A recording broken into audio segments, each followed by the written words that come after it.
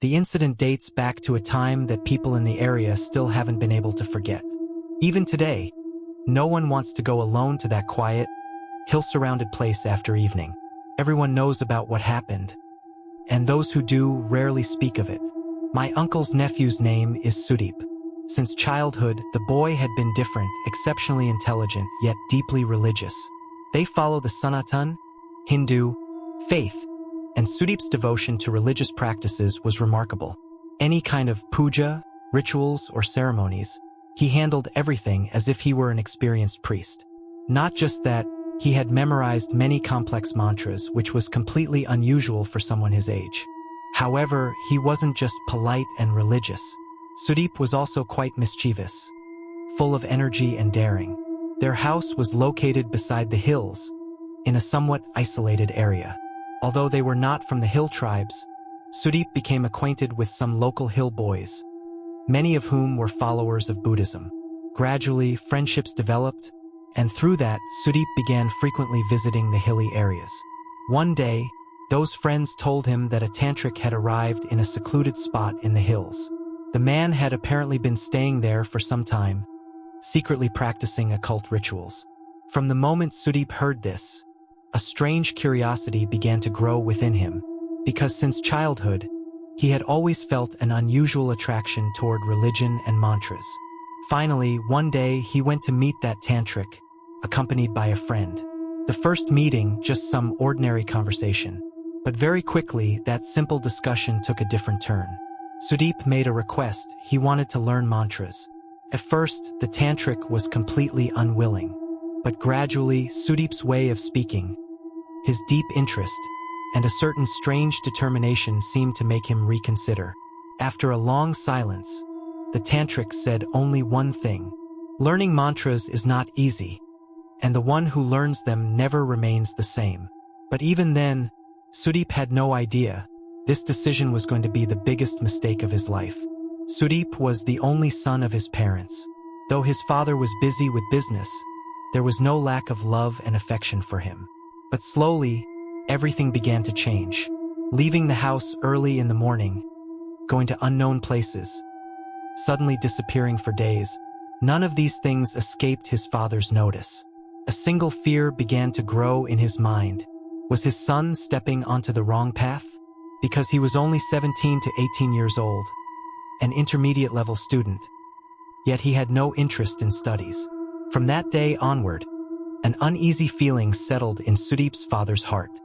He decided that when his son returned home, he would calmly explain everything.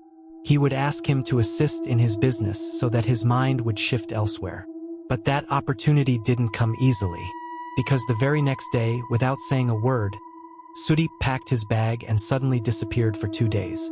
This incident filled his father with both anger and pain. He was a very short-tempered man, and the reason for his anger was simple. I explained everything so clearly, and yet my own son didn't take my words seriously? He could do nothing but wait for the day Sudeep would return home. Their house was located in a quiet, hilly area. There were a few small houses nearby, but they were quite far from one another. An eerie silence surrounded the place. However, compared to others, Sudeep's house was much more organized and well-maintained. After 2 days, late at night, Sudeep quietly returned home. His mother opened the door.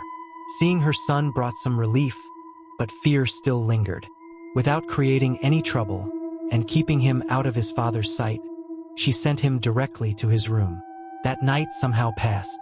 The next morning, Sudeep left the house again. Once again, he didn't meet his father. At that time, his father was at the shop, busy with work as usual. In the evening, when he returned home, he saw that Sudeep was in his room.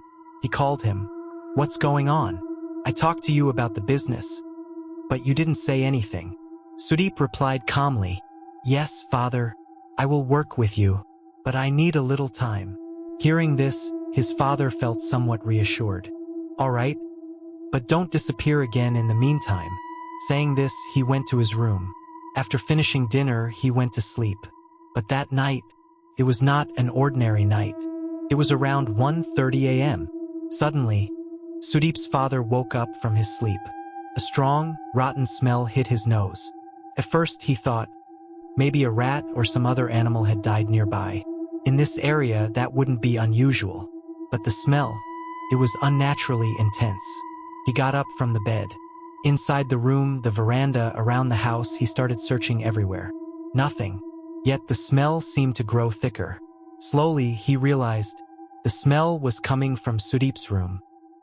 His chest tightened. He quietly walked up to the door. The door wasn't fully closed, slightly ajar. He didn't enter directly.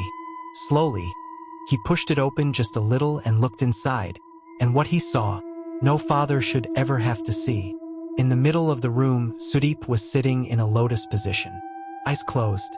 His lips were moving, but the words weren't clear, just a continuous murmur. In front of him, a circle was drawn on the ground. Inside the circle, there were some strange objects placed. In one corner, a lamp was burning, and right in the center, a severed human head. Most of the skin was gone, heavily decayed. It was clear just by looking. It wasn't more than 6 to 7 days old. Inside that head, countless insects were crawling. And the most horrifying part, whenever any insect tried to cross the boundary of the circle, it died instantly. The entire room was filled with that unbearable, rotten stench. Seeing this, Sudeep's father's body started trembling. He felt like he would vomit at any moment. But still, he didn't make a sound, because he had understood. His son was now deeply immersed in some kind of tantric ritual, where interrupting at the wrong time could be dangerous. If Sudeep's concentration broke at that moment, something terrible might happen. Out of that fear, that night he didn't call his son. He returned to his own room, but the entire night passed in sleepless anxiety. As soon as morning came, he called Sudeep. Sudeep quietly came and stood in front of him. And then what was meant to happen, happened. At first calmly, then gradually in a harsher tone. Finally bursting with anger, he asked, "What have you started doing? Why are you doing all this?" Under the pressure of scolding, Sudeep eventually lowered his head and said, "Father, I made a mistake. Please forgive me. I won't do it again. I won't do any of this at home anymore." Hearing this only made him more furious. "What do you mean you won't do it at home? Will you go outside and do it? Will you quit all this completely? Or will you not listen to a single word I say?" While saying these words, at one point he said something extreme. "If you don't listen to me, I will kill myself." Those words pierced Sudeep's heart like a knife. After staying silent for a moment, he said, "All right, father, I will do whatever you say." After that, he didn't delay. Within a week, he arranged Sudeep's marriage. Uncles, relatives, everyone was called. Discussions were held. Everyone agreed. If he is brought into family life at this age, maybe everything will become normal. A bride was found quickly, and within just 1 week, Sudeep got married. The new bride came home. After the marriage, a change seemed visible in Sudeep. No more wandering around like before. He stayed at home all day. Everyone breathed a sigh of relief. Well, the boy has come to his senses. But they didn't know. Everything was only normal from the outside. Because when night fell, everything changed. At a certain time, deep at night, Sudeep would quietly leave the house. Without telling anyone. Only his wife knew where he went at night. But the new bride, out of shyness and fear, she never had the courage to ask. And no one else in the family noticed anything. Because during the day, Sudeep was completely normal. In this way, 5 to 6 months passed. At one point, Sudeep's wife became pregnant. First, everything was fine. But after 3 to 4 months, strange incidents began to happen. At night, when Sudeep was not at home, she would see strange shadows on the walls, as if someone was walking around. Sometimes she felt someone was standing right beside her. The most terrifying part was, sometimes she could feel someone gently stroking her stomach, as if something invisible was touching the child in her womb. Trembling in fear, one day she told everything to Sudeep, but Sudeep dismissed it lightly. "It's nothing. This happens during pregnancy. There's nothing to be afraid of." That answer only increased her fear. At one point, she said, "Then should I tell Mother?" Sudeep immediately stopped her. "No, there's no need to tell anyone. I am here. I'm handling it. You won't tell anyone anything." From that point on, she became silent. But the fear didn't stop. Rather, it became even more terrifying. One night, Sudeep was not at home. Deep in the night, she suddenly woke up. She opened the door to go to the bathroom, and at that moment, what she saw, no normal person could endure. In the courtyard stood two massive Red Bulls. Their eyes were unnaturally blood-red, large horns on their heads. They were fighting each other with tremendous force. Dust was rising from the ground. The whole surroundings were shaking from the noise. Just then, the main gate opened on its own, and an unknown man entered. In his hand was a large sword, the kind used for sacrifice. The man slowly stepped forward. Then, without a moment's delay, with a single strike, he severed the head of one bull. Blood splattered everywhere. The bull writhed on the ground, then fell silent. And that man slowly turned around. Then, holding the blood-soaked sword, he began walking straight toward her. Seeing this, Sudeep's wife could no longer control herself. She let out a terrifying scream. "Help!" That horrifying scream shook the entire house. Sudeep's parents came running from the next room. "What happened? What happened?" They kept asking, but she was in no condition to speak. Her body was trembling. Her face had gone pale. Her lips were shaking, but no words were coming out. After a while, her body started convulsing. Realizing the situation, they quickly took her inside the room, massaging her hands and feet, giving her water. With great effort, the convulsions were somewhat controlled. Gradually, when she became a little stable, Sudeep's father asked, "Where is Sudeep?" In a trembling voice, she said, "He went outside." "Where did he go?" "I don't know. He doesn't tell me anything." Hearing this answer, both of them froze. "What do you mean?" "He never tells you." With hesitation, she said, "He goes out almost every night. He forbade me from telling anything. He told me not to tell you either." These words struck them like lightning. Sudeep's father's face turned serious. He understood. His son had once again returned to that dark world. That night, the three of them stayed together, taking care of Sudeep's wife. Toward dawn, Sudeep returned home. As soon as he entered, he stopped at his father's call. "Where were you so late? Do you know what happened tonight?" After hearing everything, Sudeep stayed silent for a while, then calmly said, "Father, I am trying to come out of that old tantra. I am doing good practices now, for the Lord, so that the bad thoughts leave my mind." His words sounded so normal, so believable, that his father softened a little. He thought to himself, "Well, the boy has understood."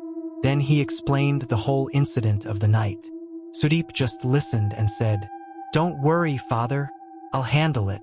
With just those words, they felt completely reassured. He thought, if his son is truly practicing devotion to the Lord, then that is a good thing. After that, Sudeep separately told his wife, "No matter what you see, don't tell my parents anything. They will worry unnecessarily.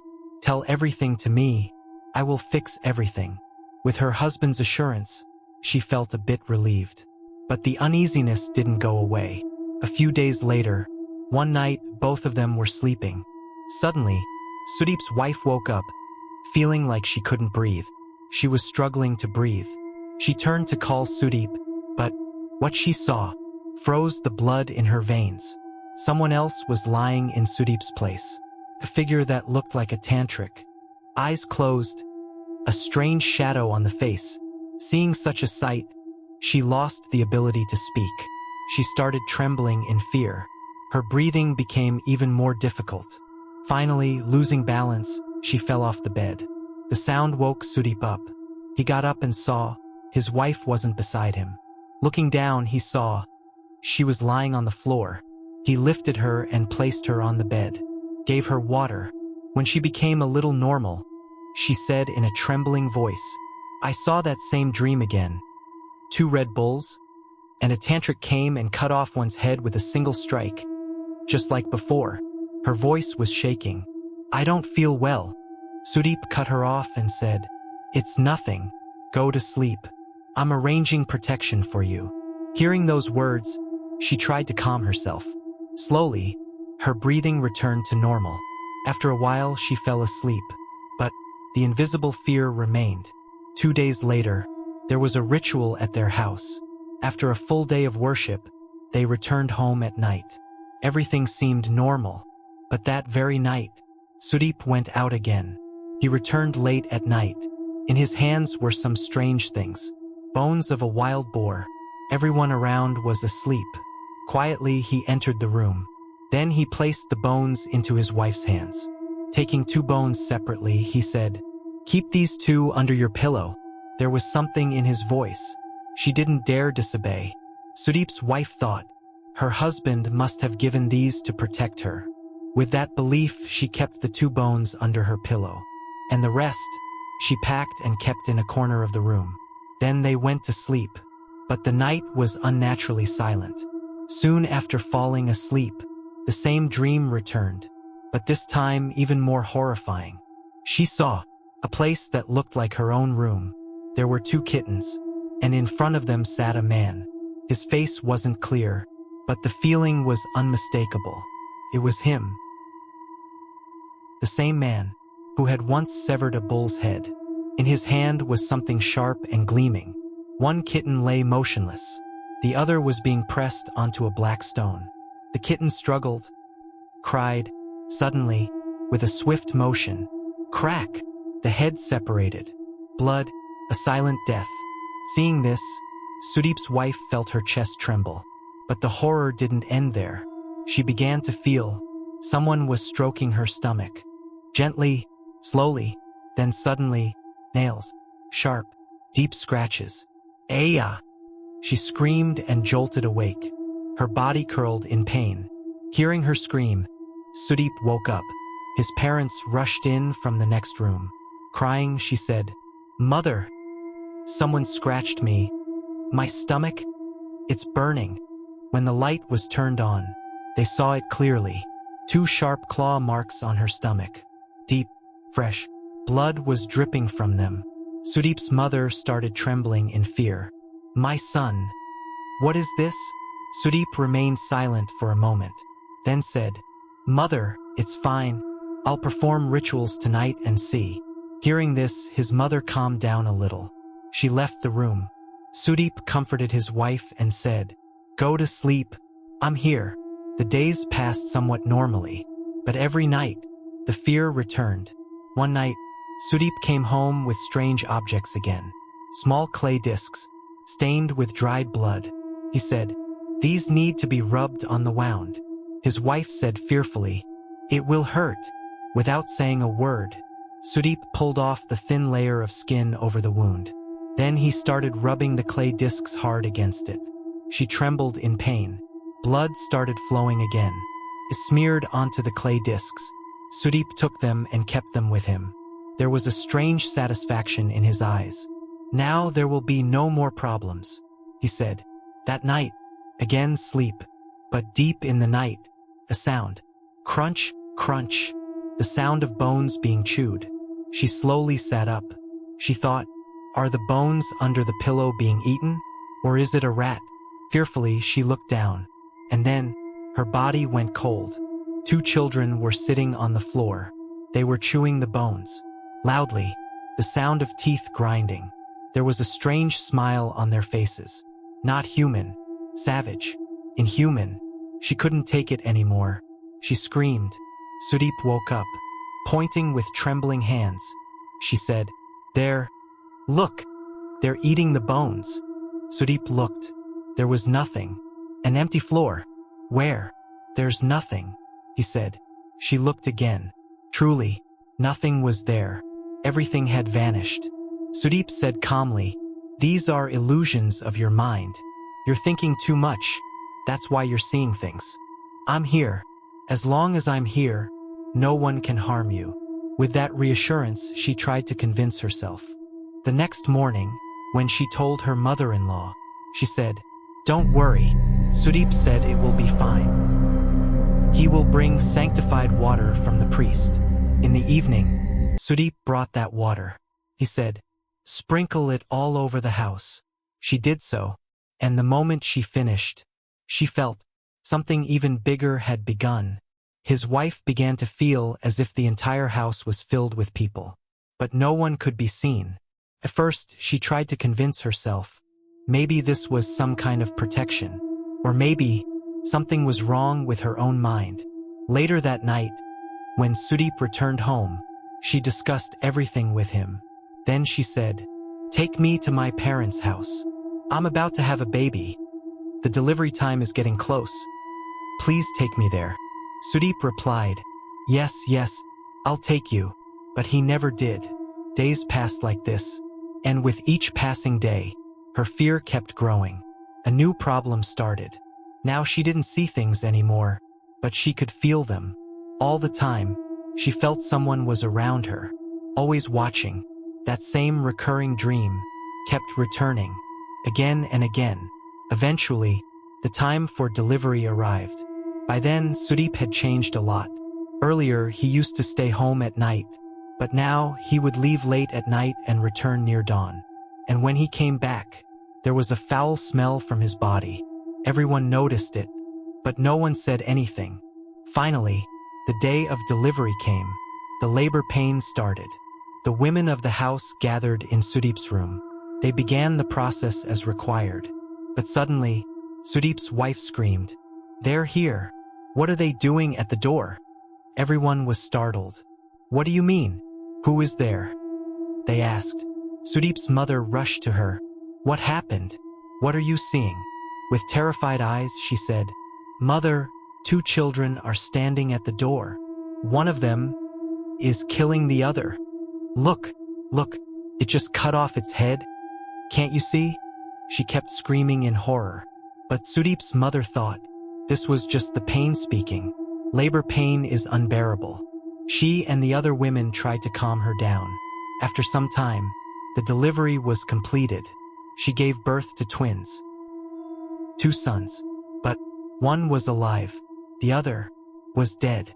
Seeing this, everyone was heartbroken. Later, Sudeep and his father were informed. They were twins. One survived, one didn't. But something strange was discovered. While bathing the dead child, one of Sudeep's relatives noticed 2 claw marks on the baby's neck. Deep, sharp, exactly like the marks that had appeared earlier on the mother's stomach. But now, on the baby's throat. This did not feel normal. After the bathing was done, the relative informed Sudeep and his father. That day, the one who told the story, Sudeep's father, along with Sudeep and his cousins, took the dead child for burial.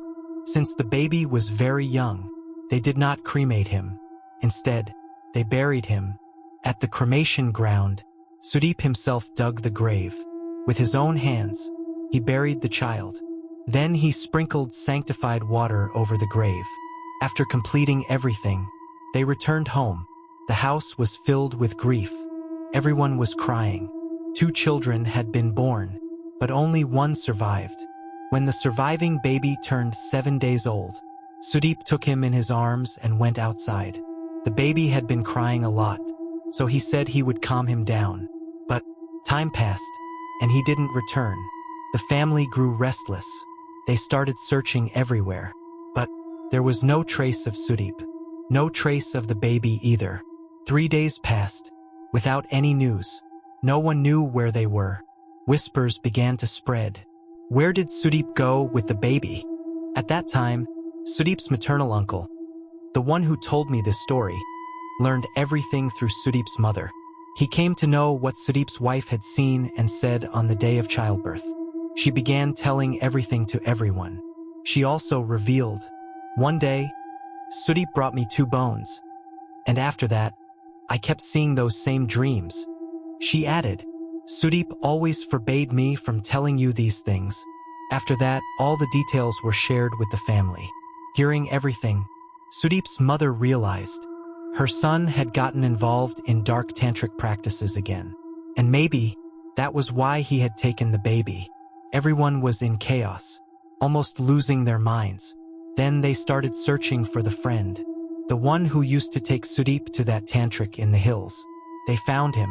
After that, Sudeep's uncle, his 2 cousins, the police, and some villagers all went together to that place.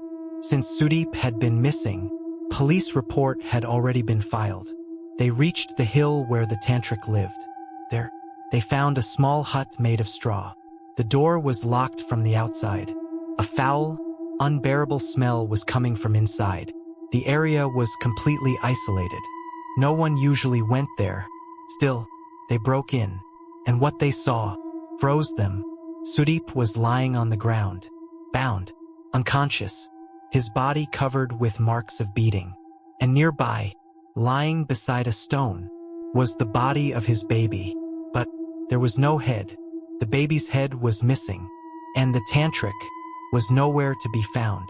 Everyone assumed that under the influence of that tantric, Sudeep had sacrificed his own child. The police collected all evidence, prepared reports, but as they were about to leave, they noticed something strange in a corner, something covered. It looked like it was hidden under a lid or cloth. Sudeep's uncle stepped forward. He removed it, and then they saw another child. It was the same baby, the one they had buried just a week ago. The same child, now lying there. Again, the body was there, but the head was missing. The police took that body as well. Since Sudeep was still alive, he was taken to the hospital. Both bodies were sent for post-mortem. Days passed, 2, 3, 4. Finally, after a week, Sudeep regained consciousness. And the moment he woke up, he broke down, crying uncontrollably. Then, he confessed everything. The police recorded his statement. Sudeep said, "I used to go to that tantric. I performed rituals with him. At first, he asked me to bring the heads of 2 pigeons. I did. Then, gradually, I started bringing different animal parts, bones, heads. In return, he taught me tantric practices. I was learning everything, mastering them. One day, he told me, 'This is not enough. If you want true power, if you want to rule the world, you must sacrifice what is most dear to you.' I told him, 'I'm ready to give anything.' He said, 'I thought of teaching you, but you won't be able to do this.' I said, 'Why not? I can do anything. Just tell me. I want power. I want everything.' Then he said, 'You are married. Try to have a child. If you can sacrifice your own child, I will give you such power that you will be unstoppable.' Hearing this, I gave in. I became greedy, blinded by desire. I agreed to everything. There were times when I even cut parts from human corpses, hands, heads, whatever he asked. And when he said, 'You must give your own child,' I didn't hesitate. I thought, if I could gain the world in exchange, then it was worth it. So I tried to have a child. Eventually, my wife became pregnant. When she was 6 months along, the fear she experienced, those weren't illusions. The tantric used dark entities to frighten her. All the sacrifices were offered to those entities. They were the ones doing these things. And finally, when the children were born, I myself took the dead baby to the tantric and handed it over. Then the tantric told me to cut the dead baby. As a father, cut off my own child's head. At that moment, the greed inside me disappeared. I came back to my senses. I realized what I had just done. I had killed my own child. After that, he made me perform more rituals. He carried out his own dark practices. The body remained there in the room, and I started to feel something again. Attachment, pain. It was a small child, my own child, and I had cut it myself. Then I tried to convince myself. It was already dead. What difference does it make now? The next day, the tantric said again, "If you cannot bring your living child, if you cannot offer its blood to the entity, then your ritual will never be complete. You will gain no power. you will receive no blessing. For the next few days, I kept thinking, struggling, but in the end, on the 7th day, I took my living child with me, and I killed him. With one strike, I severed his head and offered it. The tantric completed the rest of the rituals. After everything was done, he said to me, "You are very tired now. These rituals are done at midnight. Go home and rest." I stayed there for 3 days. Then, he gave me some water and said, "Drink this. If you drink it, all the mantras will stay in your memory.